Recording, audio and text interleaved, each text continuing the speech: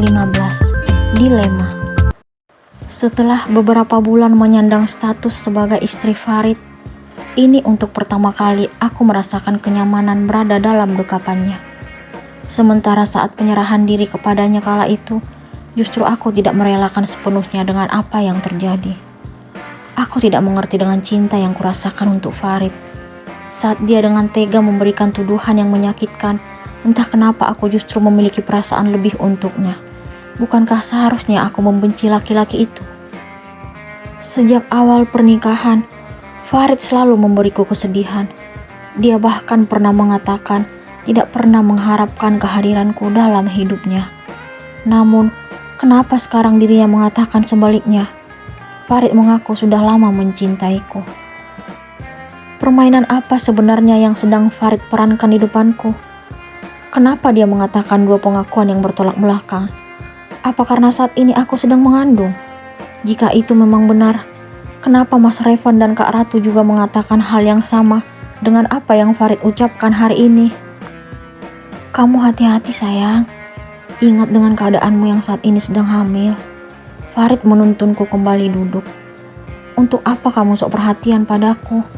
Aku menepiskan tangannya yang sejak tadi memegang pundakku. Siapa yang sok perhatian? Apa seorang suami tidak pantas perhatian terhadap istrinya? Aku sangat khawatir. Aku ingin tertawa mendengar pengakuan Farid.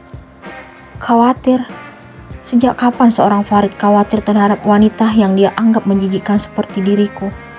Aku kembali mengingatkan tuduhan yang dulu Farid tujukan kepadaku.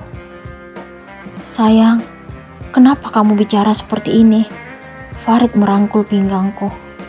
Lepasin, jangan berpura-pura baik padaku.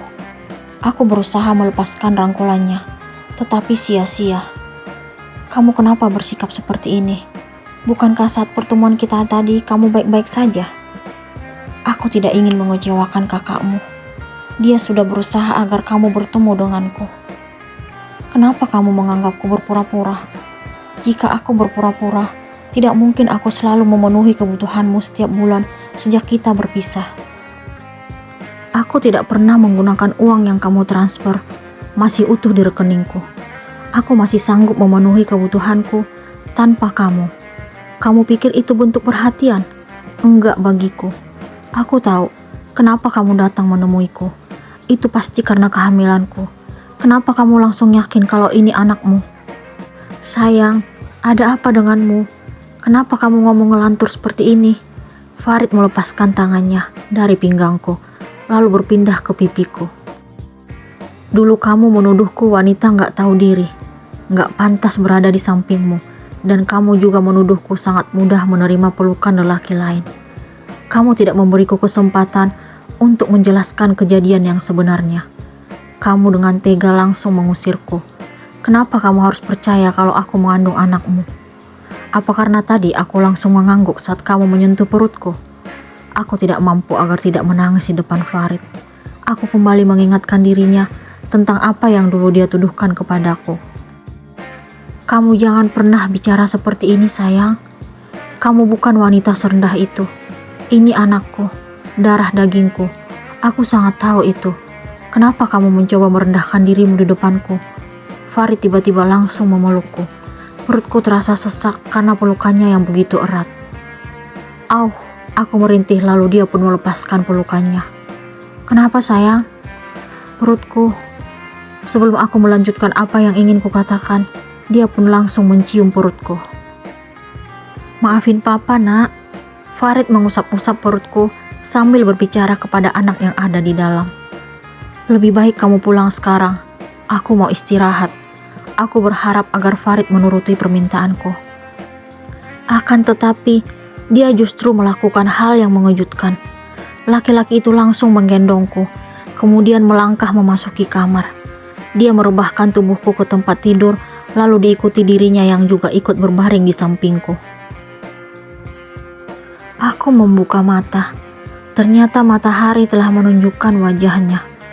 Aku sangat ingat kalau tadi subuh aku dan Farid menunaikan kewajiban sebagai umat muslim. Setelah itu aku kembali tidur.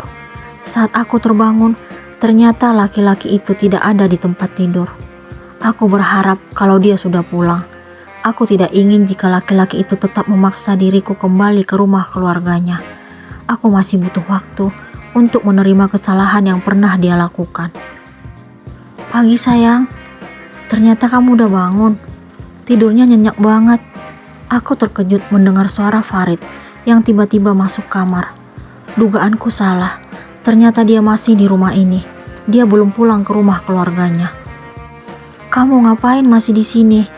Aku pun bangun dari rebahan dan memilih duduk. Kamu sarapan dulu ya.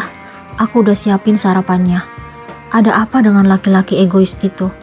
Kenapa dia berubah menjadi sosok yang penuh perhatian? Dia menyuguhkan nasi goreng kepadaku. Kamu masak sendiri? Tanyaku kepadanya. Iya sayang. Tadi aku masak nasi, terus langsung goreng. Aku tahu kalau kamu suka nasi goreng. Ternyata Farid masih ingat makanan favoritku. Untuk apa kamu melakukan ini? Itu pertanyaan yang gak perlu dijawab. Sekarang yang terpenting, kamu sarapan dulu. Aku suapin ya sayang. Dia pun duduk di sampingku.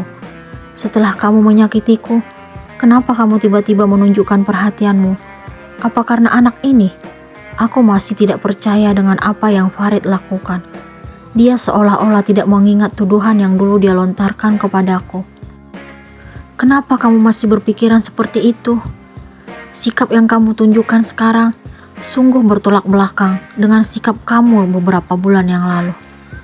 Kamu gak perlu repot-repot melakukan semua ini. Aku sanggup hidup tanpa bantuanmu. Aku berharap agar dia kesal lalu meninggalkanku.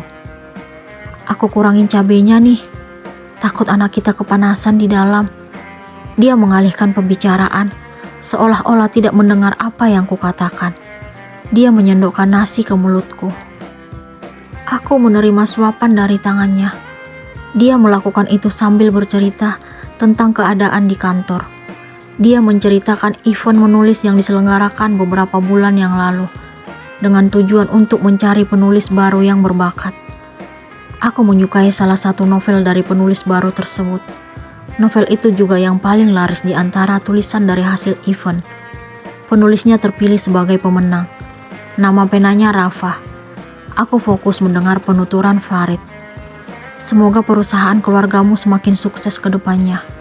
Aku memberikan jawaban sekenanya. Keluarga kita sayang. Kenapa kamu gak ngantor? Aku mengalihkan pembicaraan. Hari ini aku sengaja libur. Aku ingin dekat denganmu dan anak kita. Oh ya sayang, nasinya udah habis nih.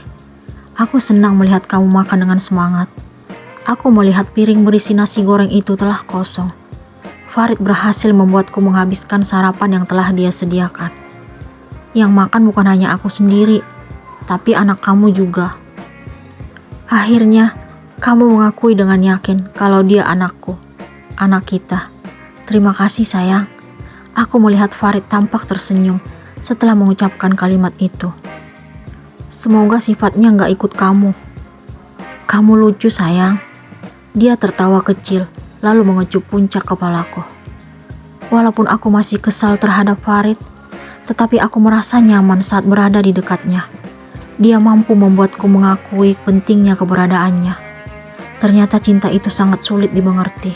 Aku sangat mencintai laki-laki itu. Sejak Minggu malam, Farid menemaniku di rumah ini hingga dia tidak masuk kantor di hari Senin. Namun, hari ini aku bersikeras memintanya untuk melakukan aktivitas seperti biasa. Dia pun setuju lalu kembali ke kantor tadi. Farid mengaku dengan sengaja tinggal bersamaku. Oleh karena itu, dia membawa tas besar berisi pakaiannya ke rumah ini. Aku tidak mengerti kenapa dia melakukan itu. Dia bersikap seolah-olah ingin selalu dekat denganku. Kenapa kamu gak pulang? Tanyaku tadi malam kepada Farid. Aku akan pulang jika kamu ikut bersamaku. Aku ingin tetap di sini. Kalau kamu di sini, aku akan menemanimu. Aku sudah membawa pakaianku ke sini. Kamu tetap saja keras kepala. Keras kepala untuk kembali mendapatkan istriku. Farid membuatku dilema. Entah apa yang keluarganya pikirkan saat mengetahui lelaki itu tidak berada di rumahnya. Aku tidak tahu harus sedih atau bahagia melihat apa yang dia lakukan. Dia selalu saja egois. Mungkin dia lupa bahwa sekitar kurang lebih 5 bulan yang lalu, dirinya dengan tega mengusirku dari rumahnya. Tidak ada satu orang pun yang mampu menghentikan tindakannya kala itu, termasuk orang tuanya. Akan tetapi, saat ini Farid bersikap seolah-olah ingin tetap berada di sampingku. Dia bahkan pergi dari istana milik keluarganya dan bersedia tinggal di rumah kecil ini. Dia mampu menyesuaikan diri di tempat ini. Lelaki yang telah memberikan luka dan derita kepadaku akhirnya tinggal bersamaku. Sungguh, aku tidak mengerti dengan apa yang terjadi. Kenapa aku justru merasa bahagia dan nyaman berada di dekatnya? Perasaan cinta itu benar-benar sulit dipahami. Kamu ngidam apa sayang? Nanti pas makan siang aku bawain. Farid kembali menunjukkan perhatiannya tadi sebelum berangkat ke kantor. Terserah kamu aja, jawabku singkat. Kok terserah? Kamu pengen makan apa? Rujak aja, aku pun memberikan pilihan. Aku ngantor dulu ya sayang, sampai ketemu nanti siang. Dia mendaratkan ciuman di dahi dan perutku. Aku tidak kuasa menolak apa yang dia lakukan. Sekarang aku ingin kembali melanjutkan pekerjaan yang telah aku tekuni selama beberapa bulan ini. Sebenarnya apa yang kulakukan sekarang lebih pantas disebut sebagai hobi, tetapi menghasilkan. Hobi yang telah aku miliki sejak duduk di bangku SMP. Aku membuka laptop yang aku dapatkan dari hasil hobi tersebut. Hati ini merasa sangat bahagia melihat pencapaian yang aku dapatkan dalam 2 hari terakhir ini. Sangat lumayan. Aku bersyukur karena diberikan anugerah terindah oleh Yang Kuasa. Saat aku akan memulai untuk melanjutkan apa yang seharusnya aku lakukan, tiba-tiba terdengar suara ketukan pintu. Aku segera menutup laptop, lalu berjalan ke arah benda persegi panjang itu. Kemudian membukanya. Sungguh, ini benar-benar di luar dugaan. Siapa yang datang menemui Keira?